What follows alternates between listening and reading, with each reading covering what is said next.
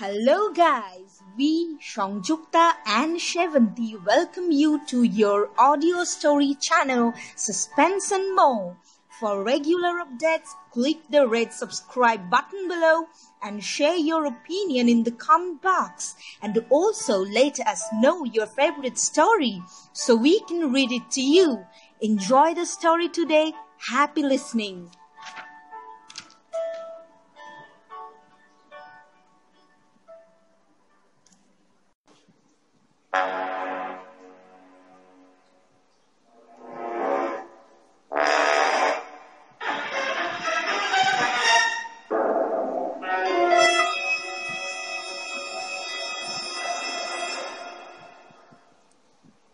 The Night Train at Deoli by Ruskin Bond.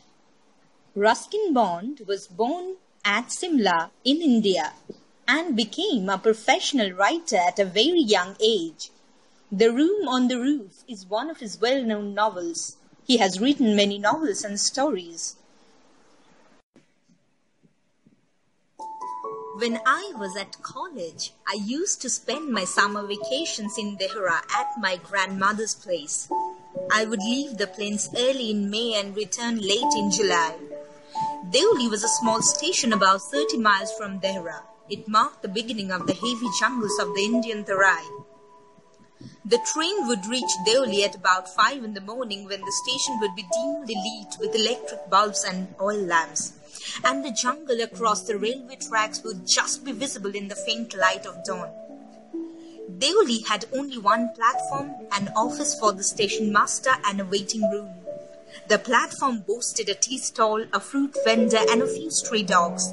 Not much else because the train stopped there for only 10 minutes before rushing on into the forests. Why it stopped at Deoli, I don't know. Nothing ever happened there. Nobody got off the train and nobody got in.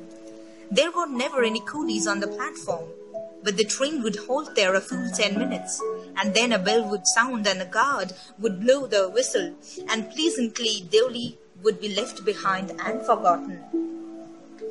I used to wonder what happened in Deoli, behind the station walls. I always felt sorry for that lonely little platform and for the place that nobody wanted to visit. I decided that one day I would get off the train at Deoli and spend the day there just to please the town.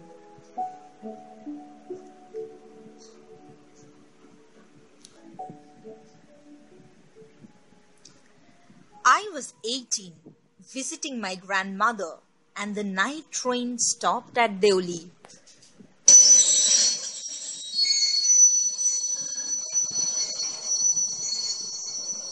A girl came down the platform selling baskets. It was cold morning and the girl had a shawl thrown across her shoulder. Her feet were bare and her clothes were old, but she was a young girl, walking gracefully and with dignity. When she came to my window, she stopped. She saw that I was looking at her intently. But at first, she pretended not to notice. She had a pale skin set off by shiny black hair and dark troubled eyes. And then those eyes, searching and eloquent, met mine. She stood by the window for some time, and neither of us said anything. But when she moved on, I found myself leaving my seat and going to the carriage door. She noticed me at the door and stood waiting on the platform. Looking the other way, I walked across to the tea stall. A kettle was boiling over on a small fire, but the owner of the stall was busy serving tea somewhere on the train, and the girl followed me behind the stall.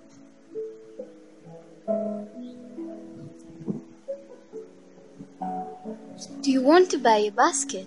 She asked. They're very strong, made of finest cane. No, I said. I don't want a basket. We stood looking at each other for what seemed a very long time. And then she said, Are you sure you don't want a basket? All right, "Give me one," I said, and I took the one on top and gave her a rupee, hardly daring to touch her fingers. As she was about to speak, the guard blew his whistle.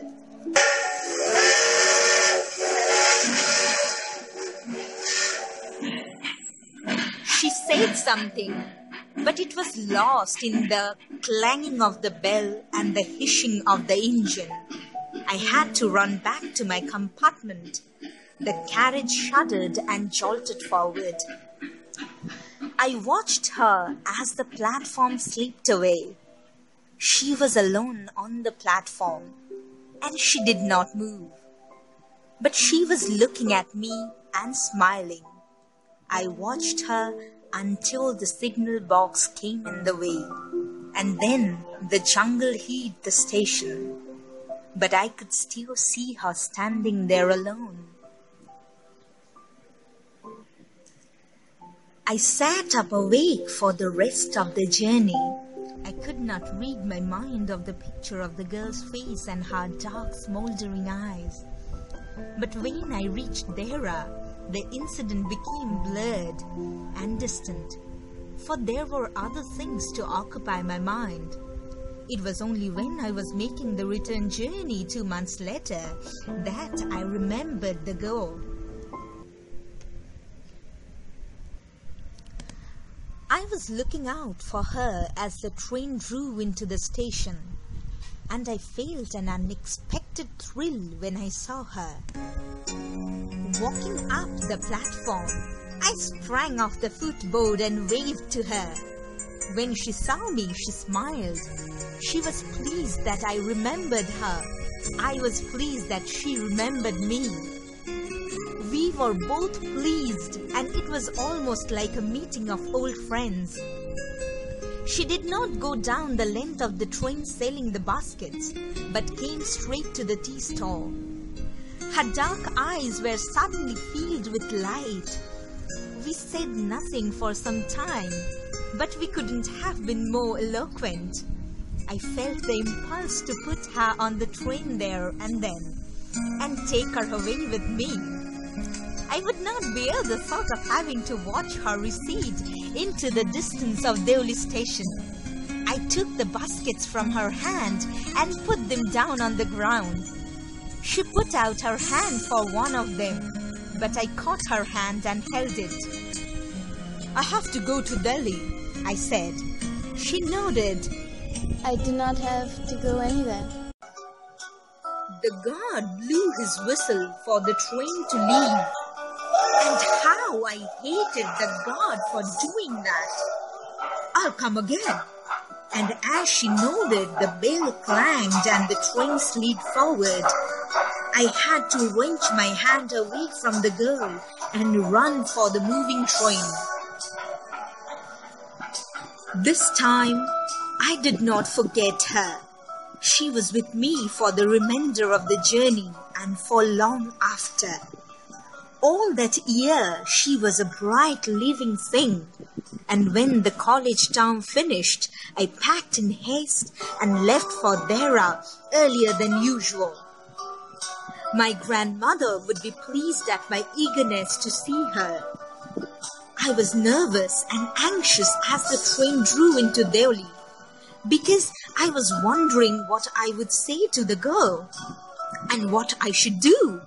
I was determined that I wouldn't stand helplessly before her, hardly able to speak or do anything about my feelings. The train came to Deoli. I looked up and down the platform, but I could not see the girl anywhere. I opened the door and stepped off the footboard. I was deeply disappointed and overcome by a sense of foreboding. I felt that I had to do something, and so I ran up to the station master and said, "Do you know the girl who used to sell baskets here?" "No, I don't," said the station master. "You'd better go and get on the train if you don't want to be left behind."